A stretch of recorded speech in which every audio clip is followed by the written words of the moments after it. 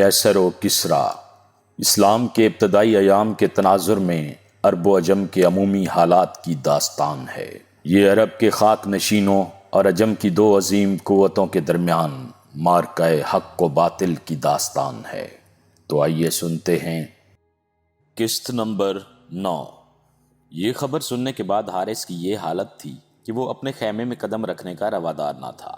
میں نے اسے تسلی دینے کی کوشش کی لیکن اس پر میری باتوں کا کوئی اثر نہ ہوا۔ وہ بار بار یہ کہتا تھا کہ میں اپنے گھر میں سانپ پال سکتا ہوں لیکن ایک لڑکی کا باپ کہلانے کی ذلت برداشت نہیں کر سکتا۔ میں نے اپنی بیوی کے سامنے عزا کی قسم کھائی تھی کہ میں لڑکی کو زندہ دفن کر دوں گا اگر وہ چاہتی تو پیدا ہوتے ہی اس کا گلا گھونٹ کر مجھے اس امتحان سے بچا سکتی تھی۔ اب وہ 4 مہینے کی ہو چکی ہے لیکن میں اپنی قسم پوری کر کے رہوں گا۔ گرمیوں کے دن تھے اور ہم رات کے وقت باہر کھلی ہوا میں بیٹھے ہوئے تھے۔ حارث نے شراب کا ایک مٹکا منگوا کر میرے سامنے رکھ دیا۔ میں نے اس کے اصرار سے تیز شراب کے چند گھونٹ پی لیے لیکن حارث بے تحاشا پی رہا تھا۔ نشے میں چور ہو کر وہ دیر تک مجھ سے بہکی بہکی باتیں کرتا رہا۔ مجھ پر نیند کا غلبہ ہو رہا تھا۔ میں اپنے بستر میں لیٹ گیا۔ آدھی رات کے قریب گہری نیند میں مجھے کوئی شور سنائی دیا۔ میں نے بدحواس ہو کر ادھر ادھر دیکھا تو حارث وہاں نہ تھا۔ خیمے سے کسی عورت کے رونے کی آواز آ رہی تھی۔ میں اٹھ کر بھاگتا ہوا خیمے کی طرف گیا اور قریب پہنچ کر حارث کو آوازیں دینے لگا۔ حارث کی بیوی روتی اور اپنے سر کے بال نوچتی ہوئی باہر نکلی اور اس نے کہا، وہ چلا گیا ہے، وہ میری بیٹی کو لے کر چلا گیا ہے۔ میں تمہیں لات اور عزا کا واسطہ دیتی ہوں، میری بیٹی کو بچاؤ۔ یہ میری تیسری بچی ہے۔ آج خاندان کے کسی آدمی نے میری مدد نہیں کی۔ وہ سب جانتے تھے کہ حارث اسے زندہ زمین میں گاڑنے کو لے جا رہا ہے لیکن کوئی میری چیخیں سن کر اپنے گھر سے باہر نہیں آیا۔ میں نے اس سے پوچھا، حارث کس طرف گیا ہے؟ اور اس نے ایک سمت اشارہ کر دیا۔ میں کچھ کہے بغیر اس طرف بھاگا۔ تھوڑی دیر بعد مجھے بستی سے کچھ دور ایک بچے کے بلکنے کی آواز سنائی دی۔ میں دوڑتا ہوا اس طرف گیا۔ حارث اپنی بیٹی کو زمین میں لٹا کر گڑھا کھود رہا تھا۔ وہ میری طرف دیکھ کر کھڑا ہو گیا اور برہم ہو کر بولا، تم یہاں کیوں آئے ہو؟ میں نے جواب دیا، حارث میں تمہاری مدد کرنا چاہتا ہوں۔ اس نے کہا، قبر کھودنے کے لیے مجھے تمہاری مدد کی ضرورت نہیں۔ اگر تم میری مدد کرنا چاہتے ہو تو اس لڑکی کا گلا گھونٹ دو، اس کی چیخیں مجھے پریشان کر رہی ہیں۔ میں نے کہا، اس وقت تم شراب کے نشے میں ہو، جب یہ نشہ اتر جائے گا تو ان چیخوں کا تصور تمہیں اور زیادہ پریشان کرے گا۔ اس نے جواب دیا، تم مجھے ورغلانے کی کوشش نہ کرو، میں اپنا عہد پورا کروں گا۔ حارث دوبارہ گڑھا کھودنے میں مصروف ہو گیا اور میں نے آگے بڑھ کر اس کے ہاتھ پکڑ لیے۔ اس نے غضبناک ہو کر مجھے پیچھے دھکیل دیا اور چلایا، تم مجھے بے غیرت بنانا چاہتے ہو؟ میں نے کہا، حارث عزا کو تمہاری بیٹی کی جان لینا منظور نہیں اور یہی وجہ ہے کہ اس نے مجھے یہاں بھیجا ہے۔ اگر تم اس کا باپ کہلوانا پسند نہیں کرتے تو اسے میرے حوالے کر دو، میری بیوی اسے اپنی بیٹی کی طرح پالے گی۔ میں کسی پر ظاہر نہیں کروں گا کہ یہ تمہاری بیٹی ہے اور کوئی تمہیں تانا نہ دے گا۔ حارث غضبناک ہو کر چلایا، نہیں نہیں، یہ نہیں ہو سکتا، اور پھر اس نے اچانک آگے بڑھ کر لڑکی پر جھپٹنے کی کوشش کی لیکن میں نے اس کا راستہ روک لیا اور ہم دونوں گتھم گتھا ہو گئے۔ وہ نشے میں تھا اس لیے میں نے جلدی اس پر قابو پا لیا۔ یہ ایک عجیب اتفاق تھا کہ ہماری کشتی کے دوران میں لڑکی روتے روتے اچانک خاموش ہو گئی۔ میں نے دیر تک حارث کو دبوچے رکھا اور اطمینان سے اس کی بد کلامی سنتا رہا یہاں تک کہ اس کا جوش ٹھنڈا پڑنے لگا۔ بالآخر اس نے کہا، عدی، میرے قبیلے کے کسی آدمی کو میرے سامنے آنے کی جرأت نہ تھی لیکن تم میرے مہمان ہو۔ میں نے کہا، میں تمہارا دوست ہوں اور مجھے یقین ہے کہ اگر تم نشے میں نہ ہوتے تو ہمارے درمیان ہاتھا پائی کی نوبت نہ آتی۔ تم نہیں جانتے کہ تم اس وقت کیا کر رہے ہو۔ وہ بولا، مجھے چھوڑ دو۔ میں نے جواب دیا، لیکن پہلے یہ وعدہ کرو کہ تم اس معصوم بچی پر ہاتھ نہیں اٹھاؤ گے۔ اس نے کہا، اگر میں یہ وعدہ نہ کروں تو؟ میں نے جواب دیا، تو میں عزا کی قسم کھاتا ہوں کہ میں اسی طرح تمہارے سینے پر بیٹھا رہوں گا۔ مجھے یقین ہے کہ صبح تمہارے قبیلے کے آدمی یہاں جمع ہو جائیں گے لیکن مجھے اس بات کی پرواہ نہ ہوگی کہ وہ میرے ساتھ کیا سلوک کرتے ہیں۔ اس نے کہا، تم اس لڑکی کو بچانے کی کوشش میں میرے قبیلے کے لوگوں کے ہاتھوں قتل ہونا پسند کرو گے؟ میں نے جواب دیا، ہاں، میں اس لڑکی کو بچانے کی قسم کھا چکا ہوں۔ حارث کچھ دیر خاموش رہنے کے بعد بولا، کیا یہ ہو سکتا ہے کہ عزا نے اس لڑکی کو بچانے کے لیے تمہیں یہاں بھیج دیا ہو؟ میں نے جواب دیا، مجھے یقین ہے کہ عزا کو اس کی جان لینا منظور نہیں۔ وہ بولا، لوگ مجھے بزدلی اور بےغیرتی کا طعنہ دیں گے۔ میں نے جواب دیا، کسی کو معلوم نہ ہوگا کہ یہ لڑکی زندہ ہے۔ میں ابھی یہاں سے روانہ ہو جاؤں گا۔ آہنی عزم کا مالک ہونے کے باوجود حارث ایک انسان تھا۔ تھوڑی دیر بعد اس کے طرز عمل میں ایک غیر معمولی تبدیلی آ چکی تھی۔ اس نے کہا، اگر میں اس لڑکی کو تمہارے ساتھ بھیج دوں تو تمہارے گھر میں اس کی حیثیت کیا ہوگی؟ میں نے جواب دیا، میں اسے ہمیشہ اپنی بیٹی سمجھوں گا اور اگر تمہیں یقین نہیں آتا تو میں حلف اٹھانے کو تیار ہوں۔ تمہیں معلوم ہے کہ میری بچی مر چکی ہے۔ میں جب اپنی بیوی کو اس کے میکے سے اپنے گھر لے جاؤں گا تو ہم اپنے قریبی عزیزوں کو بھی یہ شبہ نہ ہونے دیں گے کہ ہم کسی اور کی لڑکی اٹھا لائے ہیں۔ کچھ دیر جگڑنے کے بعد اس نے ہار مان لی اور میں نے اسے چھوڑتے ہوئے کہا، تم گھر جا کر میرا گھوڑا لے آؤ، میں یہیں ٹھہرتا ہوں۔ جب وہ اٹھ کر جانے لگا تو میں نے کہا، اگر تم اپنی بیوی کو یہ بتا سکو کہ اس کی بیٹی زندہ ہے تو اچھی بات ہوگی۔ وہ جواب دیے بغیر چلا گیا۔ جب وہ میرا گھوڑا لے کر آیا تو اس کی بیوی اس کے ساتھ تھی۔ اس نے کہا، اسے میری باتوں پر یقین نہیں آتا تھا، اس لیے میں اسے ساتھ لے آیا ہوں۔ حارث کی بیوی اپنی بیٹی سے ہمیشہ کے لیے جدا ہونے کے باوجود اس بات پر مطمئن تھی کہ اس کی جان بچ گئی ہے۔ اس نے آگے بڑھ کر میری طرف احسان مندانہ نگاہوں سے دیکھا اور لڑکی کو میرے ہاتھوں سے لیتے ہوئے کہا، اگر آپ اجازت دیں تو میں اسے دودھ پلا دوں، یہ بھوکی ہوگی۔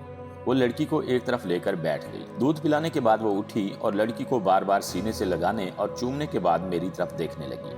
جب میں گھوڑے پر سوار ہو گیا تو اس نے روتے روتے لڑکی کو میرے حوالے کر دیا۔ حارث نے مجھ سے مصافحہ کرتے ہوئے کہا، مجھے معلوم نہیں کہ تمہارا رویہ کہاں تک درست ہے، لیکن میں تمہارا شکر گزار ہوں۔ کاش تم اس وقت آتے جب میں اپنی پہلی لڑکی کو دفن کر رہا تھا۔ لڑکی اپنے ہاتھ سے اس کی داڑھی پکڑنے کی کوشش کر رہی تھی۔ حارث نے بے اختیاری کی حالت میں اس کا ننھا سا ہاتھ پکڑ کر اپنے ہونٹوں سے لگا لیا۔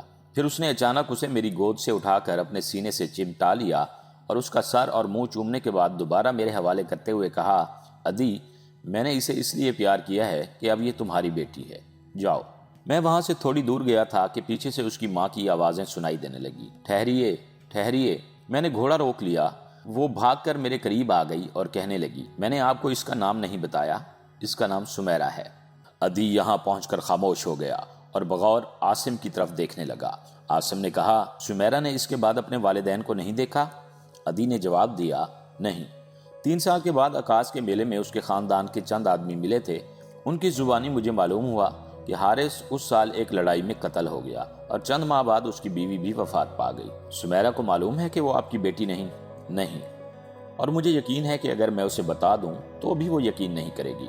میرے دل میں اس کی محبت ایک باپ کی محبت سے کسی طرح کم نہیں۔ سمیرہ 5 سال کی تھی کہ میری بیوی فوت ہو گئی۔ اس نے مرتے وقت مجھ سے وعدہ لیا تھا کہ میں سمیرہ کو کوئی تکلیف نہیں ہونے دوں گا۔ آج سمیرہ کے آنسو میرے لیے ناقابل برداشت تھے اور یہی وجہ تھی کہ میں نے تمہیں یہ قصہ سنانا ضروری سمجھا۔ اب تمہیں اپنے اور اس کے مستقبل کا فیصلہ کرتے وقت یہ نہیں سوچنا چاہیے کہ وہ تمہارے دشمن کی بیٹی ہے، بلکہ یہ سوچنا چاہیے کہ وہ ایک یتیم اور بے بس لڑکی ہے اور تم اس کا دل توڑ کر میرے خاندان کی عزت اور وقار میں کوئی اضافہ نہیں کر سکو گی۔ آج جب میں اس کی سسکیاں سن رہا تھا تو مجھے وہ وقت یاد آ رہا تھا جب حارث اسے زندہ دفن کرنے کے لیے گڑھا کھود رہا تھا۔ وہ قریب پڑی بلک رہی تھی اور میری انسانیت نے مجھے مجبور کر دیا تھا کہ میں اسے حارث سے چھین لوں۔ آج میری انسانیت کا تقاضا یہ ہے کہ اسے تمہارے حوالے کر دوں اور یہ نہ سوچوں کہ میرے دوست اور دشمن کیا کہیں گے۔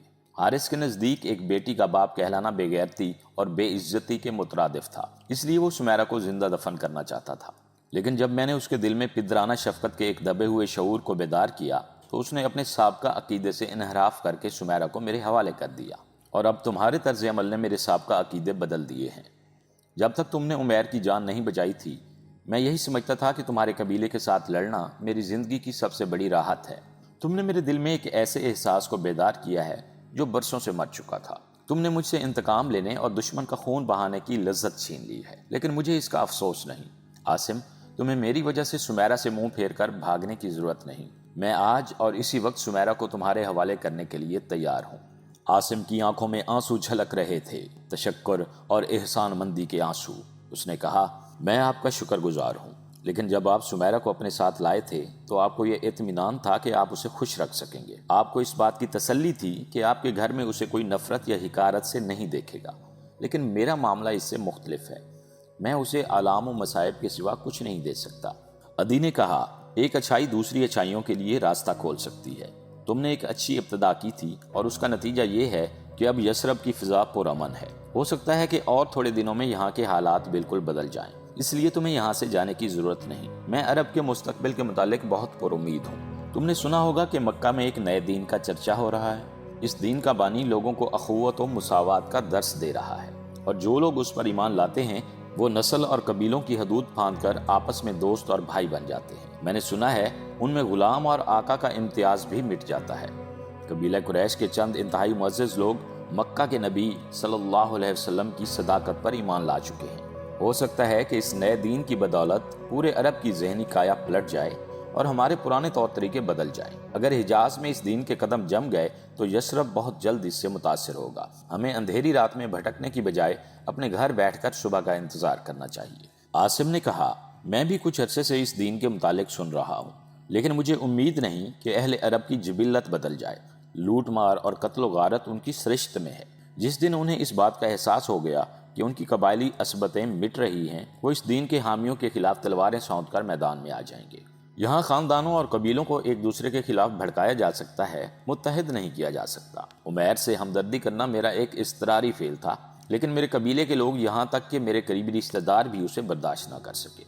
پھر آپ یہ کیسے سوچ سکتے ہیں کہ قبائل عرب کے درمیان جو آگ صدیوں سے سلگ رہی ہے وہ اس دین کی بدولت بجھ جائے گی؟ میں نے تو یہ سنا ہے کہ قریش نے اس دین کے حامیوں کا مکہ کی فضا میں سانس لینا بھی مشکل کر دیا ہے۔ بہرحال اگر آپ کی یہ خواہش ہے کہ میں یہاں سے نہ جاؤں تو میں آپ کا حکم ماننے کو تیار ہوں۔ عدی نے کہا، تم مجھے کچھ دن سوچنے کا موقع دو، ممکن ہے میں تمہاری مشکلات کا کوئی حل نکال سکوں۔ اگر میں نے دیکھا کہ تمہارا گھر میں رہنا ناممکن ہے تو عرب ایک وسیع ملک ہے، ممکن ہے میں تم دونوں کے لیے گوشہ عافیت تلاش کر سکوں۔ اب تم جا کر آرام کرو اور آئندہ جب چاہو سیدھے راستے میرے گھر آ سکتے ہو۔ تاہم ابھی لوگوں کی نگاہوں سے بچنا ضروری ہے، اگر مجھے ضرورت پڑی تو میں کسی نہ کسی طرح پیغام بھیج دوں گا۔ وہ اٹھ کر کھڑے ہو گئے۔ عدی نے اپنا ہاتھ بڑھایا اور عاصم گرم جوشی سے مصافحہ کر کے وہاں سے چل دیا۔ عدی آہستہ آہستہ قدم اٹھاتا اپنے گھر کی طرف روانہ ہوا۔ سمیرہ صحن کے دروازے سے لگی کھڑی تھی، لیکن عدی کو دیکھ کر اس نے بھاگنے کی بجائے بے اختیار رونا شروع کر دیا۔ عدی نے اس کے سر پر ہاتھ رکھتے ہوئے کہا، سمیرہ چلو، اب تمہیں رونے کی ضرورت نہیں۔ ابا جان، اس نے بڑی مشکل سے اپنی سسکیاں ضبط کرتے ہوئے کہا، آپ نے اسے یہ کیوں بتایا کہ میں آپ کی بیٹی نہیں ہوں؟ عدی نے جواب دیا، سمیرہ، میں نے کئی بار ارادہ کیا کہ تم پر یہ راز ظاہر کر دوں، لیکن حوصلہ نہ ہوا۔ آج عاصم پر یہ باتیں ظاہر کرنا ضروری تھا۔ مجھے معلوم ہے آپ نے اس پر یہ باتیں اس لیے ظاہر کی ہیں کہ اگر میں آپ کی بیٹی ہوتی تو آج آپ کو شرمسار ہونا پڑتا، آپ میرا گلا گھونٹ ڈالتے۔ تم پگلی ہو، جاؤ آرام کرو۔ لیکن مجھے یقین نہیں آتا کہ میں آپ کی بیٹی نہیں ہوں۔ یہ ناممکن ہے۔ یہ کیسے ہو سکتا ہے کہ میں عمیر اور نعمان کی بہن نہ ہوں؟ تم نعمان کی ماں کا دودھ پی چکی ہو سمیرہ، اور تمہیں یہ کبھی نہیں سوچنا چاہیے کہ تم میری بیٹی کے سوا کوئی اور ہو۔ چلو۔ سمیرہ اپنے آنسو پونچھتی ہوئی عدی کے ساتھ چل پڑی۔ عاصم عدی سے رخصت ہو کر باغ سے نکل رہا تھا کہ اچانک اسے سامنے کوئی 100 قدم کے فاصلے پر ایک آدمی بھاگتا ہوا دکھائی دیا۔ عاصم جلدی سے پلٹ کر ایک درخت کی آڑ میں کھڑا ہو گیا۔ باغ کے نزدیک پہنچ کر بھاگنے والے کی رفتار کم ہو چکی تھی اور وہ مڑ مڑ کر پیچھے دیکھ رہا تھا۔ پھر عاصم کو ایک اور آدمی نظر آیا جو پوری رفتار سے پہلے آدمی کا پیچھا کر رہا تھا۔ پہلا آدمی باغ کے اندر داخل ہو کر عاصم کے بالکل قریب ایک درخت کے پیچھے چھپ کر کھڑا ہو گیا۔ پیچھے آنے والا باغ سے تھوڑی دور کے فاصلے پر رکا اور چند ثانیے توقف کے بعد اسی طرح بھاگتا ہوا واپس چلا گیا۔ جو آدمی عاصم کے قریب کھڑا تھا بری طرح ہانپ رہا تھا۔ عاصم اس کی نظروں سے بچنے کے لیے سمٹا ہوا درخت سے لگا کھڑا تھا اور اس کے دماغ میں اس قسم کے سوالات آ رہے تھے۔ یہ کون ہے؟ اس کا پیچھا کرنے والا کون تھا؟ یہ اس طرف کیوں آیا ہے؟ اگر یہ عدی کا نوکر ہے تو یہاں کیوں کھڑا ہے؟ اگر پیچھا کرنے والا اس کا دشمن تھا تو اس نے یہاں پہنچ کر کسی کو آواز کیوں نہیں دی؟ درختوں کے سائے میں عاصم اسے اچھی طرح نہ دیکھ سکا، لیکن جب وہ اپنا سانس درست کرنے کے بعد باغ سے نکلنے لگا تو اس نے دیکھا کہ بھاگنے والے کا نصف چہرہ ڈھاٹے میں چھپا ہوا ہے۔ عاصم کو شبہ ہوا اور اس نے اچانک جست لگا کر اجنبی کی گردن دبوچ لی۔ اجنبی کے منہ سے ہلکی سی چیخ نکل گئی۔ ایک ثانیہ کے بعد اس نے اپنے آپ کو چھڑانے کی کوشش کی، لیکن عاصم کی آہنی گرفت میں بے بس ہو کر رہ گیا۔ عاصم اسے دھکیلتا ہوا باغ سے باہر لے آیا۔ تم کون ہو؟ اس نے پوچھا۔ اجنبی نے کوئی جواب نہ دیا۔ بولتے کیوں نہیں؟ اجنبی کچھ دیر سکتے کے عالم میں عاصم کی طرف دیکھتا رہا اور پھر اچانک چلایا، میں بے قصور ہوں، مجھے چھوڑ دو۔ عاصم نے اس کے چہرے کا نقاب نوچ کر پھینک دیا اور کچھ دیر بدحواسی کی حالت میں اس کی طرف دیکھتا رہا۔ بالآخر اس نے پوچھا، تم شمون کے غلام ہو؟ بتاؤ تم اس وقت یہاں کیوں آئے ہو اور تمہارے پیچھے یہ کون تھا؟ وہ دوبارہ چلایا، میں بے قصور ہوں، وہ کوئی ڈاکو تھا اور میرا پیچھا کر رہا تھا۔ ڈاکو رات کے وقت غلاموں کے پیچھے نہیں دوڑا کرتے۔ بتاؤ یہ کیا معاملہ ہے؟ مجھے معلوم ہوتا ہے کہ تم چوری کر کے بھاگ رہے تھے، لیکن میں یہ جاننا چاہتا ہوں کہ تم اس طرف کیوں آئے ہو؟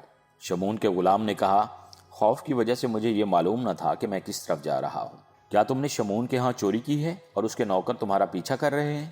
غلام نے قدرے پر امید ہو کر کہا، جناب آپ یہ کیوں پوچھتے ہیں؟ میں نے آپ کا تو کوئی قصور نہیں کیا۔ اگر میں نے شمون کے ہاں چوری کی ہے تو وہ آپ کا دشمن ہے۔ عاصم نے اسے اپنی گرفت سے آزاد کرتے ہوئے کہا، اچھا یہ بتاؤ تم نے کیا چرایا ہے؟ جناب میں نے اس کی بیوی کے زیور چرائے ہیں، لیکن اس وقت میرے پاس کچھ نہیں۔ عاصم عمیر سے اس غلام اور شمون کی بیوی کے تعلقات کے متعلق سن چکا تھا، اس لیے اس نے مزید سوالات کی ضرورت محسوس نہ کی اور غلام کو دھکا دیتے ہوئے کہا، بھاگ جاؤ۔ غلام گرتے گرتے سنبھل کر ایک طرف چل دیا اور عاصم نے اپنے گھر کا رخ کیا۔ کچھ دیر بعد وہ ایک یہودی کے نخلستان کے قریب سے گزر رہا تھا کہ اسے چند بھاگتے ہوئے آدمیوں کی آہٹ سنائی دی۔ اسے خیال آیا کہ شمون کے آدمی چوری کرنے والے غلام کو تلاش کر رہے ہیں۔ عاصم نے رات کے تیسرے پہر کسی اور کے سامنے آنا مناسب نہ سمجھا اور وہ راستہ چھوڑ کر باغ کے اندر چھپ گیا۔ جب بھاگنے والے آگے نکل گئے تو وہ باغ سے نکلا اور اپنے گھر کی طرف چل دیا۔ اپنے گھر سے کچھ دور عاصم کو مردوں اور عورتوں کی چیخ و پکار سنائی دی اور اس نے دیکھا کہ مکان کے ایک کونے سے آگ کے شعلے بلند ہو رہے ہیں۔ وہ چند ثانیے سکتے کے عالم میں کھڑا رہا اور پھر بڑی تیزی سے بھاگتا ہوا مکان کے صحن میں داخل ہوا۔ وہاں مردوں اور عورتوں کا ہجوم تھا۔ باہر کی دیوار سے ملحق ایک چھپر قریباً جل چکا تھا۔ ملبے کے ڈھیر سے کہیں کہیں شعلے اٹھ رہے تھے اور چند آدمی وہاں پانی ڈال رہے تھے۔ کیا ہوا؟ یہ آگ کیسے لگی؟ عاصم نے ایک آدمی کو پکڑ کر اپنی طرف متوجہ کرتے ہوئے کہا۔ اس نے جواب دیا، مجھے معلوم نہیں، میں ابھی آیا ہوں۔ عاصم نے اسے چھوڑ کر دوسرے آدمی کو اپنی طرف متوجہ کیا، لیکن وہ بھی تسلی بخش جواب نہ دے سکا۔ ایک آدمی نے آگے بڑھ کر حقارت آمیز لہجے میں کہا، تم اپنے چچا سے کیوں نہیں پوچھتے؟ وہ زخمی ہونے کے بعد چیخ چیخ کر تمہیں بلا رہا تھا۔ یہ منظر تھا۔ عاصم اس کی طرف توجہ دینے کی بجائے ہجوم کو چیرتا ہوا آگے بڑھا۔ حبیرہ اپنے کمرے کے دروازے کے سامنے چٹائی پر لیٹا ہوا تھا۔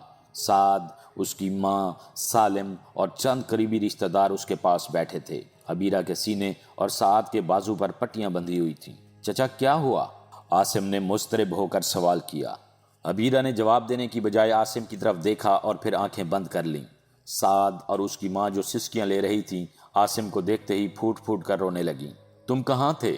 قبیلے کی ایک معمر عورت نے عاصم سے سوال کیا، لیکن عاصم اسے جواب دینے کی بجائے سعد کی طرف متوجہ ہوا۔ سعد، تم بھی زخمی ہو؟ بتاؤ کیا ہوا؟ سعد نے اپنی سسکیاں ضبط کرتے ہوئے جواب دیا، کچھ نہیں بھائی جان، میرا زخم معمولی ہے۔ مجھے افسوس ہے کہ میں زندہ ہوں، کاش دشمن کا تیر میرے دل پر لگتا۔ منظر نے آگے بڑھ کر کہا، بیٹی ایسی باتیں نہ کرو، تمہارے امزاد کا دل بہت نرم ہے۔ عاصم نے مڑ کر اس کی طرف دیکھا اور خون کے گھونٹ پی کر رہ گیا۔ اچانک اس کی نگاہ اپنے ایک نوکر پر پڑی اور اس نے چلا کر پوچھا، تم کیوں خاموش ہو؟ مجھے بتاتے کیوں نہیں کہ ہمارے گھر پر کس نے حملہ کیا ہے؟ اس نے جواب دیا، جناب ہم جانوروں کا شور سن کر بیدار ہوئے تو استبل میں آگ لگی ہوئی تھی۔ ہم نے 5 بکریوں کے سوا باقی تمام جانور نکال لیے، لیکن آگ پر قابو پانا مشکل تھا۔ آپ کے چچا باہر نکلے اور دیوار کے اوپر سے تیروں کی بوچھاڑ آئی اور یہ زخمی ہو گئے۔ اس کے بعد سعد اور سالم آگے بڑھے۔ سالم بچ گیا لیکن سعد زخمی ہو گئی۔ پھر حملہ آور جنہوں نے دیوار پر چڑھ کر تیر چلائے تھے دوسری طرف کود کر بھاگ گئے۔ ہم نے دور تک اس کا تعاقب کیا لیکن اس کی رفتار ہم سے تیز تھی۔ عباد نے ہمیں حکم دیا کہ تم گھر جا کر زخمیوں کی دیکھ بھال کرو، میں اس کا پیچھا کرتا ہوں۔ چنانچہ ہم واپس آ گئے۔ تم ان میں سے کسی کو پہچان نہیں سکے؟ نہیں، انہوں نے اپنے چہروں پر بھی نقاب ڈال رکھے تھے۔ اور وہ آدمی جو پیدل تھا اس کے چہرے پر بھی نقاب تھا؟ ہاں۔ عاصم نے کہا، چچا جان میں آپ کا انتقام لوں گا، آپ کا زخم زیادہ گہرا تو نہیں؟ حبیرہ اٹھ کر بیٹھ گیا اور زخم کی تکلیف کے باوجود اس کی آنکھیں مسرت سے چمکنے لگیں۔ اس نے کہا، نہیں، میں نے اپنے ہاتھ سے تیر نکال کر پھینک دیا تھا، ہمارے دشمنوں کو کمان پکڑنی بھی تو نہیں آتی۔ سعد نے کہا، اخی دشمن اب میرے خون کے چند قطرے بھی گرا چکا ہے اور میرے لیے یہ بات ناقابل برداشت تھی کہ میرا انتقام آپ کے سوا کوئی اور لے۔ اطمینان رکھو سعد، انہیں تمہارا خون بہت مہنگا پڑے گا۔ عاصم یہ کہہ کر ادھر ادھر دیکھنے کے بعد اپنے غلام کو آوازیں دینے لگا، عباد، عباد۔ حبیرہ نے جواب دیا، عباد یہاں نہیں ہے۔ وہ واپس آتے ہی قبیلے کے چند آدمیوں کے ساتھ چلا گیا تھا۔ سالم اور منظر کے بیٹے بھی اس کے ساتھ گئے ہیں۔ کہاں گئے ہیں؟ عاصم نے بے چین ہو کر سوال کیا۔ منظر نے جواب دیا، وہ حملہ کرنے والوں کا سراغ لینے گئے ہیں۔ عباد ان کا گھر دیکھ کر واپس آیا تھا، اور اگر انتقام کے متعلق تمہارا ارادہ تبدیل نہیں ہو گیا تو میں تمہیں بتا سکتا ہوں، عباد بھاگنے والے دشمن کا پیچھا کرتا ہوا جس گھر تک پہنچا تھا وہ عدی کا گھر تھا۔ ایک ثانیے کے لیے عاصم کے خون کا ہر قطرہ منجمد ہو کر رہ گیا، پھر اچانک اس کے دل کی حرکت تیز ہونے لگی۔ وہ بھاگ کر کمرے میں داخل ہوا، وہاں سے گھوڑے کی لگام اٹھائی، باہر نکلا اور آن کی آن میں ہجوم کو چیرتا ہوا صحن کے اس کونے میں پہنچ گیا جہاں دوسرے جانوروں کے ساتھ اس کا گھوڑا بندھا ہوا تھا۔ پھر جب گھوڑے کی ٹاپ سنائی دی تو حبیرہ نے غرور سے اپنا سر بلند کرتے ہوئے منظر کی طرف دیکھا اور کہا، دیکھ لیا تم نے میرے بھائی کے بیٹے کو؟ جس وقت عاصم اپنے گھوڑے کی ننگی پیٹھ پر سوار ہو کر عدی کے مکان کا رخ کر رہا تھا، شمعون انتہائی بے چینی کی حالت میں اپنے کمرے کے اندر ٹہل رہا تھا اور اس کا غلام سہمی ہوئی نگاہوں سے اس کی طرف دیکھ رہا تھا۔ شمعون اچانک رک کر اس کی طرف متوجہ ہوا۔ تمہیں یقین ہے کہ وہ عاصم تھا؟ جی ہاں، میں نے اسے چاند کی روشنی میں اچھی طرح دیکھا تھا، لیکن یہ بات میری سمجھ میں نہیں آئی کہ وہ عدی کے باغ میں کیا کر رہا تھا۔ شمعون نے جھنجھلا کر کہا، وہ عدی کے باغ میں کھجوریں چرانے نہیں گیا تھا۔ بے وقوف، وہ اپنے چچا کے اصرار پر اسے قتل کرنے گیا ہوگا۔ کاش مجھے معلوم ہوتا کہ یہ آگ خود بخود بھڑک اٹھے گی اور مجھے پھونکے مارنے کی ضرورت نہیں۔ اب تم نے میرے لیے ایک ایسی مصیبت کھڑی کر دی ہے جس سے نجات حاصل کرنے کی کوئی صورت نظر نہیں آتی۔ جناب، میں نے آپ کے حکم کی تعمیل کی ہے۔ آپ نے کہا تھا کہ اگر کوئی تعاقب کرے تو میں اسے عدی کے باغ تک ضرور لے جاؤں، لیکن بدماش، تم یہ کہتے تھے کہ یثرب میں تم سے زیادہ تیز بھاگنے والا کوئی نہیں، پھر اس نے تمہیں کیسے پکڑ لیا؟ جناب، میں نے جھوٹ نہیں کہا تھا۔ میرا پیچھا کرنے والا آدمی میری گرد کو بھی نہیں پہنچ سکتا تھا۔ میں نے کئی بار اس خیال سے اپنی رفتار کم کی تھی کہ کہیں وہ مایوس ہو کر میرا پیچھا کرنا نہ چھوڑ دے، لیکن عدی کے باغ میں پہنچ کر مجھے یہ کیسے معلوم ہو سکتا تھا کہ عاصم میرے قریب چھپا ہوا ہے اور وہ اچانک میری گردن دبوچ لے گا؟ شمعون نے کچھ دیر سوچنے کے بعد سوال کیا، عاصم نے تمہیں پہچان لیا تھا؟ جی ہاں، اس نے میرے چہرے سے نقاب نوچتے ہی کہا تھا کہ تم شمعون کے غلام ہو۔ پھر اس نے تمہیں چھوڑ دیا؟ جی ہاں، تم بکتے ہو۔ اس نے یقیناً تم سے یہ پوچھا ہوگا کہ تم اس وقت عدی کے باغ میں کیوں آئے ہو؟ سچ کہو ورنہ میں تمہاری کھال ادھیڑ دوں گا۔ جی ہاں، اس نے پوچھا تھا۔ پھر تم نے کیا جواب دیا؟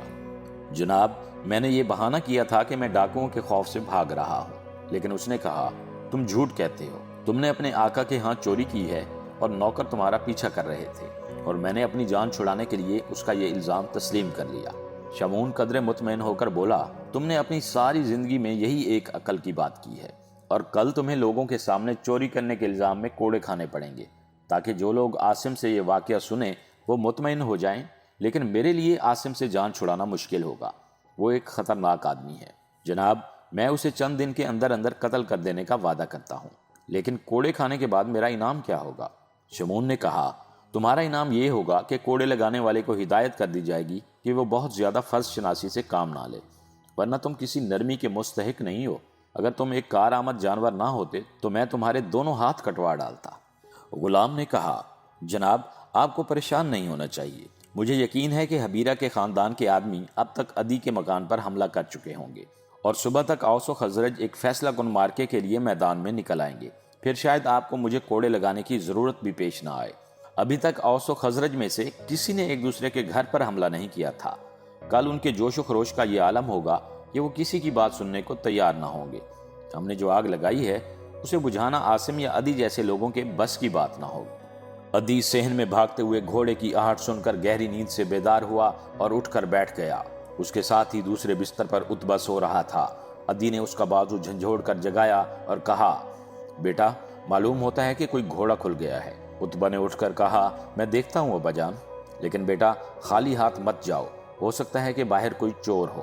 عتبہ نے اپنے سرہانے کی کھونٹی میں لٹکی ہوئی تلوار اتاری اور دروازے کی طرف بڑھا۔ پاس ہی نعمان کی آواز سنائی دی، کیا ہے ابا جان؟ کچھ نہیں، شاید کوئی گھوڑا کھل گیا ہے۔ عتبہ نے آہستہ سے کنڈی کھولی اور کواڑ کا ایک پٹ کھول کر باہر جھانکنے لگا۔ ایک گھوڑا بدحواسی کی حالت میں ادھر ادھر بھاگ رہا تھا اور عتبہ کے لیے یہ ایک عجیب سی بات تھی۔ اچانک اسے ایسا محسوس ہوا کہ کوئی بھاری چیز صحن میں گری ہے۔ عتبہ باہر نکلا، ادھر ادھر دیکھنے کے بعد گھوڑے کو پچکارتا ہوا آگے بڑھا۔ گھوڑا رک گیا، گلے میں اس کے رسے کا کچھ حصہ لٹک رہا تھا۔ عتبہ نے اسے پکڑ کر دیکھا تو معلوم ہوا کہ رسہ ٹوٹا نہیں بلکہ کسی تیز چیز سے کاٹا گیا ہے۔ پھر اچانک اس نے دیکھا کہ گھوڑے کی پچھلی ران میں ایک تیر پیوست ہے اور اس کی حیرانی اضطراب میں تبدیل ہونے لگی۔ اس نے جلدی سے تیر نکال کر ایک طرف پھینک دیا اور گھبراہٹ کے عالم میں نوکروں کو آوازیں دینے لگا۔ استبل کی طرف دوسرے گھوڑے کی ہنہناٹ کے سوا کوئی جواب نہ آیا تو وہ گھوڑے کو لے کر آگے بڑھا، لیکن چند قدم چلنے کے بعد دوبارہ رک کر نوکروں کو آوازیں دینے لگا۔ अचानक एक तीर उसके बाएं बाजू पर आकर लगा और वो चीख मार कर सहन के कोने में खजूर के दरख्तों की तरफ देखने लगा। फिर एक के बाद दीगरे 2 तीर आए, एक उसके कंधे में पैवस्त हो गया और दूसरा उसकी गर्दन को छूता हुआ निकल गया। वो डाकू डाकू कहता हुआ एक तरफ हटा तो अस्तबल की तरफ से 5-6 मुसल्ला आदमी नमूदार हुए। उतबा ने मुड़कर मकान के दरवाजे का रुख किया, लेकिन 5 और आदमी दरख्तों वाले कोने से आगे बढ़कर उसका रास्ता रोक रहे थे। अब खौफ की जगह उसका मदाफ़ियाना शऊर बेदार हो चुका था। वो तेजी से उल्टे पांव पीछे हटकर मकान के आखिरी कमरे की दीवार के करीब पहुंच गया।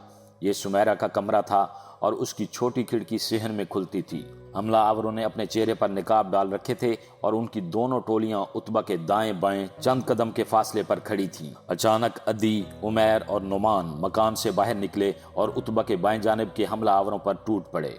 उमैर के पहले वार से एक आदमी जख्मी होकर गिर पड़ा और बाकी उल्टे पांव पीछे हटने लगे। अदी और नुमान उतबा के करीब पहुंच गए, लेकिन उमैर दुश्मन को पीछे हटाता हुआ सहन की दीवार के करीब जा चुका था। उतबा चिल्लाया, उमैर पीछे आओ, उस तरफ दुश्मन के तीर अंदाज छुपे हुए हैं। उमैर मुड़कर पीछे भागा, लेकिन यके बाद दीगरे उसको 4 तीर लगे और वो मुंह के बल गिर पड़ा। उतबा चिल्लाया, अब्बाजान आप अंदर चले जाइए, ये बहुत ज्यादा हैं, और साथ ही उसने पूरी शिद्दत के साथ दाएं हाथ की टोली पर हमला कर दिया। अदी और नुमान पीछे हटने की बजाय भागकर उससे जा मिले। अदी पूरी कुव्वत के साथ चिल्ला रहा था, नुमान तुम अंदर चले जाओ, दरवाजा बंद कर लो। नुमान उसका कहना मानने की बजाय सुमेरा को आवाजें देकर दरवाजा बंद करने के लिए कह रहा था। उतबा की तलवार एक आदमी की गर्दन पर लगी और वो गिरकर तड़पने लगा। दूसरे वार में उसने एक और आदमी को जख्मी कर दिया, लेकिन इसके बाद उसे हमला करने का मौका ना मिला। एक आदमी की तलवार उसके सर पर लगी और वो तेवरा कर गिर पड़ा। एक और आदमी ने उतबा पर दूसरा वार किया, लेकिन अदी ने उसकी तलवार अपनी तलवार पर रोक ली और उतबा उठकर लड़खड़ाता हुआ पीछे हटने लगा। इस अरसा में बाकी हमलावर, जिन्हें उमैर ने बाएं हाथ धकेल दिया था, अपने साथियों से आ मिले और उनके शदीद हमले से अदी और नुमान को पीछे हटना पड़ा। उतबा का चेहरा और लिबास खून से तर हो चुका था। वो उल्टे पांव पीछे हटते हटते फिर उसी दीवार से आ लगा। अदी और नुमान ने कुछ देर हमला आवरों को उससे दूर रखने की कोशिश की, लेकिन उनकी पेश न गई। एक आदमी की तलवार अदी के सीने पर लगी और वो चिल्लाया, नुमान भाग जाओ और अंदर से दरवाजा बंद कर लो, अब हम कुछ नहीं कर सकते। नुमान मेरा कहना मानो, अभी हमारे कबीले के लोग आ गए तो तुम्हारी जान बच जाएगी। अब तक हमारे नौकर उन्हें खबरदार कर चुके होंगे।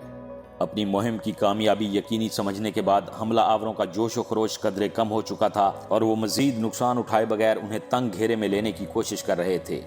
एक आदमी ने कहा, अगर तुम ये समझते हो कि तुम्हारे नौकर तुम्हारे कबीले के आदमियों को खबरदार करने के लिए भाग गए हैं तो तुम गलती पर हो। हमने आते ही उनके हाथ पांव बांध दिए थे। हमारे 2 आदमी नंगी तलवारें लिए उनके सर पर खड़े हैं और तुम्हारी आवाज़ तुम्हारे कबीले के किसी घर तक नहीं पहुंच सकती, वो यहाँ से बहुत दूर हैं। अब तुम्हारे लिए हथियार फेंक देने के सिवा कोई चारा नहीं। ठहरो, तुम जानते हो कि अब हमारी बचाव की कोई सूरत नहीं। अदी ने यह कहकर दीवार से पीठ लगा दी और हमला आवरों ने अपने हाथ रोक लिए। अदी ने कदरे तवक्कुफ के बाद कहा, अगर तुम्हें घोड़ों की जरूरत है तो ले जाओ, लेकिन हम पर रहम करो, हमने किसी का कुछ नहीं बिगाड़ा। एक आदमी ने कहा, अहम को तुम क्या सोच रहे हो, इन्हें जल्दी खत्म करो। उतबा, जो गर्दन झुकाए खड़ा बार बार अपनी पेशानी से खून पहुंच रहा था, चिल्लाया, अब्बाजान आप इनसे रहम की दरखास्त ना कीजिए, अभी मैं जिंदा हूं। और ये कहकर उसने एक गैर मामूली शिद्दत के साथ दुश्मन पर हमला कर दिया। ये हमला जिस कदर शदीद था उसी कदर गैर मुतवक्के था। उतबा पैदर पै दाएं बाएं और सामने वार करता हुआ आगे बढ़ा और वो पीछे भागने लगे, लेकिन ये एक दम तोड़ते हुए आदमी का अंधा जोश था। उन्होंने चंद कदम पीछे हटने के बाद पलटकर हमला किया। चश्मे ज़दन में बैक वक्त कई तलवारें उतबा के जिस्म में उतर गईं और वो ज़मीन पर ढेर हो गया। अदी और नुमान आगे बढ़े, लेकिन अदी चंद कदम उठाने के बाद मुंह के बल गिर पड़ा और नुमान के पांव जमीन में पैवस्त होकर रह गए। वो झुककर अपने बाप को उठाने की कोशिश करने लगा। चंद कदम दूर उतबा की लाश ठंडी हो चुकी थी, लेकिन हमलावर अभी तक बेतहाशा उस पर तलवारें बरसा रहे थे। अचानक कोने के कमरे से निस्वानी चीखें सुनाई दी और इसके साथ ही उतबा की लाश मसख करने वालों में से एक आदमी चीख मारकर गिर पड़ा। हमलावर शुश्तर होकर इधर उधर देख रहे थे कि दरीचे से दूसरा तीर आया और एक और आदमी जख्मी होकर जमीन पर आ रहा। वो बदहवास होकर भागे और आन की आन में दीवार के करीब पहुंच गए। चंद आदमी खजूरों के पीछे छुप गए, चंद दीवार फांद कर दूसरी तरफ कूद गए और बाकी सहन के खुले फाटक से बाहर निकल गए। मुअज़्ज़िज़ सामीन, ہماری حوصلہ افزائی کے لیے ہمارے چینل کو سبسکرائب کیجیے اور اس ناول کی آئندہ اقساط کے لیے بیل آئیکن پر کلک کرنا مت بھولیے۔ شکریہ۔